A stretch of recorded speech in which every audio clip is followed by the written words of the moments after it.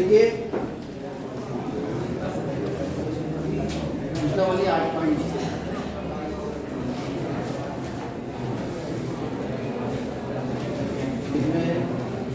चौथा सवाल देख रहे हैं, आवाज बंद हो जाएगा।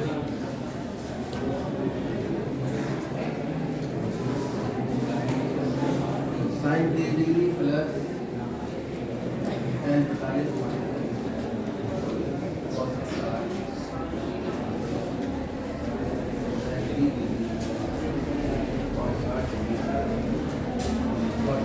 इस तरह के क्वेश्चन लेके आएंगे जो आपको बहुत बड़े लग रहे हो। ठीक, इसमें कुछ नहीं करना, हमें खाली मानना, और इनको मान रखने का तरीका और है कि हम इसको थोड़ा इस तरह से लिखेंगे, sine 30 degree tan 45 degree cos x 60 degree को भाग करें माइनस है cos x 60 degree.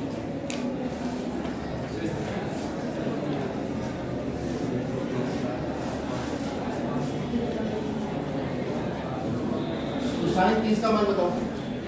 1/2 tan 45 cos x 60 cos x 60 होगा 1/sin 60। साइन 60 का मान आपको पता है वर्गमूल 3/2, तो cos x 60 का मान कितना हो जाएगा 2/3। ठीक है, आपको मैंने क्या कहा था, साइन के मान याद कर लो। साइन के मान अगर याद होगा सबके याद होगा। साइन 0 का cos 90 के बराबर होता है, साइन 30 का cos 60 के बराबर होता है, साइन 45 cos 45 के बराबर होता है, और साइन 60 cos 30 के बराबर होता है, और साइन 90 cos 0 के बराबर। ठीक है, आप कोणों को जोड़ लो, जैसे साइन 30 है तो वो बराबर होगा cos 30 में उतना जोड़ो जितना 90 आ जाए। 30 में 60 जोड़ोगे तो 90 आएगा। ठीक है, वो cos के आगे लिख दो, वो दोनों मान आपस में बराबर हो जाते हैं। पहले डिस्कशन हो चुका है इसका। डिवाइडेड बाय sec 30, sec 30 होता है 1/cos 30, और cos 30 कितना होगा cos 30, या तो डायरेक्ट याद होना चाहिए, डायरेक्ट याद नहीं है। मैंने क्या बताया था आपको, निकालना है cos 30 डिग्री बराबर होगा साइन 60 में से घटा दो इसे 90 में से, कितना आ गया, मतलब साइन और cos बराबर होंगे तो उनके आगे लिखे कोणों का योग 90 होगा। या दूसरे शब्दों में मैं कहूँ, साइन का मान अगर cos के बराबर लिख रहे हो तो cos के आगे वो कोण लिखोगे, 90 में से घटा के साइन के आगे जो कोण लिखा है वो लिखोगे। साइन 30 लिखा है, cos 30 लिखा है, तो ये बराबर होगा साइन 90 - 30। अब साइन 60 का मान बताओ कितना है, उतना ही cos 30 का मान। चाहे आप साइन cos के अलग अलग याद कर लो, अगर ये वाली बात आपके समझ में नहीं आ रही। अब क्योंकि cos 30 वर्गमूल 3/2 है तो sec 30 कितना होगा, क्योंकि sec 1/cos होता है। cos 60 कितना होगा, cos 60 होगा उसका 1/2, और cot 45 क्योंकि tan 45 एक होता है, और cot tan का उल्टा होता है, एक का उल्टा एक ही होता है, 1/2, क्योंकि cot बराबर 1/2। एलसीएम ले लो, कितना आ गया 2/3, तो 2 से 2 करके कितना आएगा ये 2/3।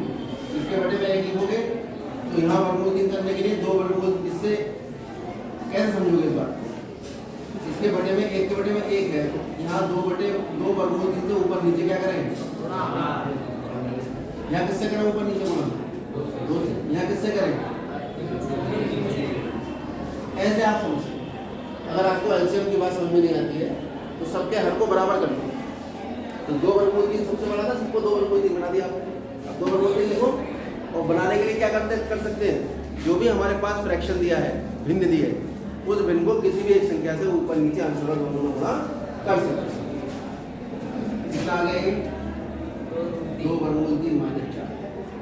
इसको भाग करेंगे, यहाँ भी ऐसे करो, 2 से गुणा ऊपर नीचे, या किससे करेंगे √3 से कर लो, या किससे करेंगे √3, 1/1 लिख के 2/3 से ऊपर नीचे गुणा, ये भी वर्गमूल ऐसे बता 2/3 की जगह 4 प्लस √3 प्लस 2/3, ये कितना आया अभी 2/3 2/3 और 1/3 कैसे हो जाएगा, √3 जो है वो x का काम करेगा। अब जो इसका गुणांक है 1 2 है, उसका गुणांक कितना है 1, तो √3 ऐसे रहेगा, गुणांक ही जोड़ते घटते, गुणांक ही, तो 2 और 1 3, -4 अपनी जगह। इस भाग को गुणा में बदल दो, इसको पलट दो, जी सर। पलटोगे तो कितना हो जाएगा ये? और ये कितना हो जाएगा? 4 प्लस, इससे ये पूरा कट गया। हमारे पास आ गया 3 अंडर रूट 3 माइनस 4। इसको ऐसे लिख लेते हैं 3 अंडर रूट 3 प्लस 4। या तो आंसर यहीं छोड़ो, लेकिन बटे में वर्गमूल छोड़ते नहीं, तो हम इसे कर लेते हैं 3 अंडर रूट 3 माइनस 4 से ऊपर नीचे होगा।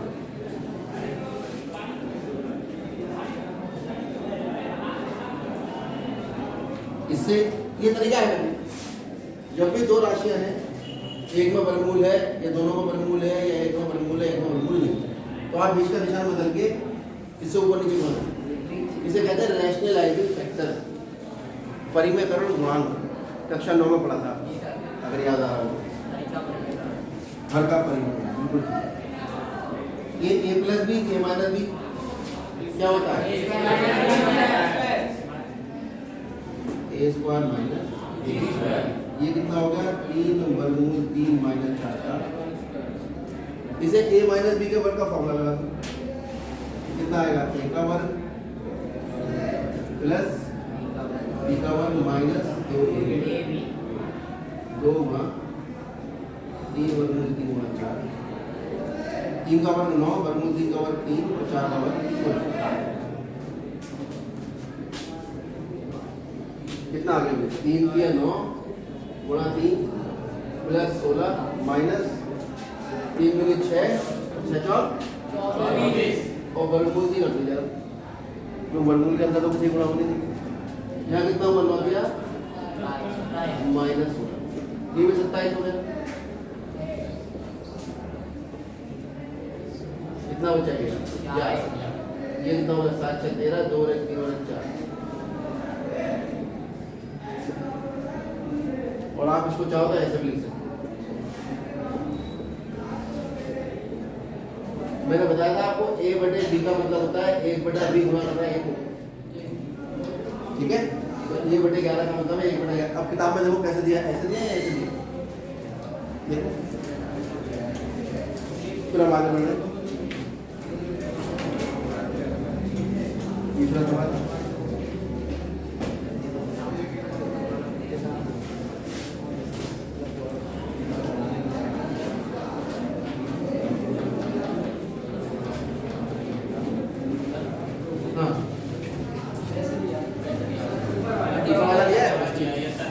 ऑब्जेक्टिव क्वेश्चन आएगा उसमें हो सकता है ऐसे दे दे, इसलिए मैंने दो दिए। अब क्या है, आपको हर तरीके का चीजें पता होनी चाहिए। अब ऑब्जेक्टिव में आपका आंसर यह है और लिखा है ऐसे, ठीक है? तो फंस जाओगे, तो ध्यान रखेंगे इन चीजों, छोटी छोटी चीजें होती। अब हमें ये सवाल दिया है कि यदि ये बराबर ये बराबर ये, तो ए और बी के मान बताओ। तो tan a प्लस बी वर्गमूल 3 बताओ, tan में किसका मान होता है? कौन सी डिग्री? कितने डिग्री के लिए होता है? 60 डिग्री। tan 60 डिग्री कितना होता है? तो वर्गमूल 3 की जगह लिख देते हैं tan 60 डिग्री, और यहाँ बता देंगे क्योंकि tan 60 डिग्री बराबर होता है, तो हमने वर्गमूल 3 की जगह कितना लिख दिया? tan से tan क्या बचा? समीकरण नंबर 1। अब दूसरी चीज क्या दी थी हमें? tan a माइनस बी बराबर 1 बटा वर्गमूल 3। अब 1 बटा वर्गमूल 3 किसका मान होता है? tan 30 डिग्री बराबर 1 बटा वर्गमूल 3। ये किसका मान हो गया? tan 30।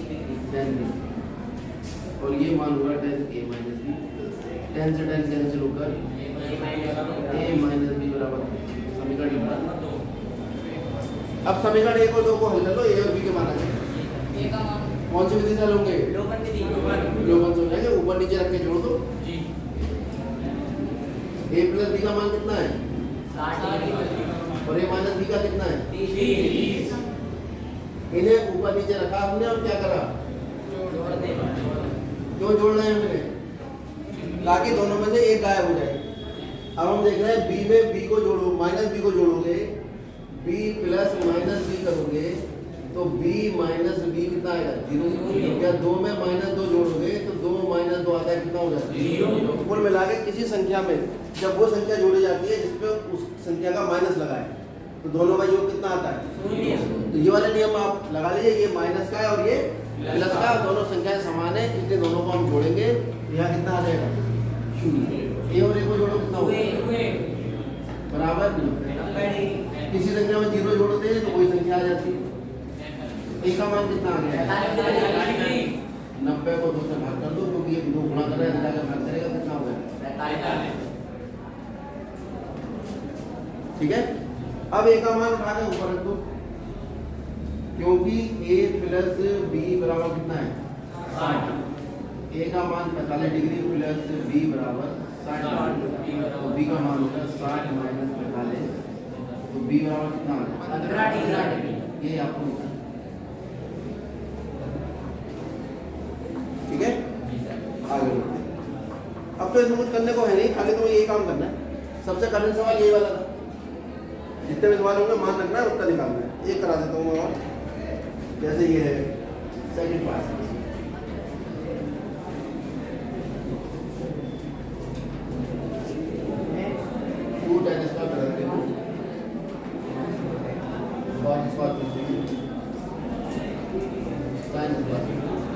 जो त्रिकोणमितीय राशि पे वर्ग लगा होता है वो पूरी राशि का वर्ग होता है।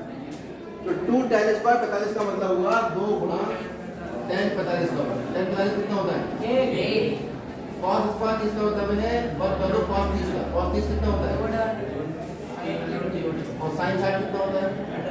ये दोनों तो समान है, और समान राशि में समान राशि घटाओ तो कितना आएगा? 0 प्लस 2 गुणा 1 का वर्ग 2 प्लस 0 कितना आ गया? 2। ऐसे ही आसान सवाल आपके एग्जाम में आएंगे। लगभग 60% पेपर इतना आसान आता है कि अगर आपको बेसिक ज्ञान है, मूलभूत बातें पता है, तो आप उस सवाल को तुरंत निकाल के ले जाओ। मतलब 7 सिंह 42 नंबर हर बच्चा ला सकता है, चाहे उसे गणित आती है चाहे गणित नहीं। आपको चाहे 9th में 8th में कुछ भी आता हो, आप बस मूलभूत बेसिक बातें याद रखिए जो यहाँ बताई जा रही है, और उनको समझने का प्रयास करिए। ठीक है, बीच बीच में जो छठे 7वें 8वें की चीज़ें होती हैं, 9वें की चीज़ें होती हैं, जो मान लीजिए आपको नहीं आती, तो उसका हम यहाँ रिवीजन कराते हैं, उसको बहुत ध्यान से समझिए, उस पर आपको मेहनत करने की आवश्यकता है। ये मत सोचिए तो छठे की चीज़ें, क्योंकि वो चीज़ें अगर आपको नहीं आती हैं, आपने छठे में नहीं सीखी, तो यहाँ आपके पास एक मौका है, और यहाँ आपको बताया गया तो उसको आप अच्छे से उस पर ज़्यादा ध्यान दीजिए। हाई स्कूल में आप देख रहे हो कुछ है बताओ, यहाँ खाली मानी तो रखना 10 का, cos का और साइड का, बाकी तो कक्षा 5 का क्वेश्चन बन गया कि वर्ग कैसे निकालते हैं किसी बिंदु का। ठीक है, फिर घटाते कैसे हैं, जोड़ते कैसे हैं, बॉड मास आ गया, 7वां 8वें क्लास में है बॉड मास, छठे में है, तो सब चीज़ें पुरानी है। अब जब हम ये बता रहे हैं कि भाई ये पहले गुणा करते हैं, भाग करते हैं, फिर गुणा करते हैं, उससे पहले ब्रैकेट सॉल्व होती है, फिर भाग होती है, फिर गुणा होता है, ये होता है बॉड मास। बी से ब्रैकेट और डी से डिवीजन। तो सबसे पहले ब्रैकेट हल होगी, ब्रैकेट के अंदर पहले भाग, फिर गुणा, फिर जोड़, फिर ये क्रम आपको याद रखना है। और जैसे हम यह कर रहे हैं उसको देख देख के बार बार समझो। आपको बहुत सारे सवाल करने की आवश्यकता नहीं है, मैं कई बार बता दूँ, आप एक ही सवाल को बहुत सारी बार करिए। जो बच्चे मैथ में अपने आप को मानते हैं कि थोड़े वीक हैं, वो उनकी दिक्कत क्या है, उनसे एक सवाल ढंग से होता नहीं, 50 सवाल करने की कोशिश करते हैं, फिर इसकी कॉपी ली, उसकी कॉपी ली, यहाँ गए वहाँ गए, और इतनी मोटी कॉपी बना दी, और फिर महसूस करते हैं कि हाँ भैया अब मेरा काम बहुत बढ़िया हो गया, मेरी कॉपी मोटी बन गई। आप बिल्कुल इस चक्कर में ना पड़े। यहाँ जो एक सवाल कराया जा रहा है उसे तब तक करते रहें अपनी कॉपी में जब तक आपको समझ में ना आ जाए। एक बार करोगे नहीं आएगा, 2 बार करोगे नहीं आएगा, 3 बार, ऐसा तो नहीं है कि नहीं आएगा। क्यों? स्टेप आपको याद हो जाएंगे, आंसर तक याद हो जाते हैं बच्चों को। चलिए।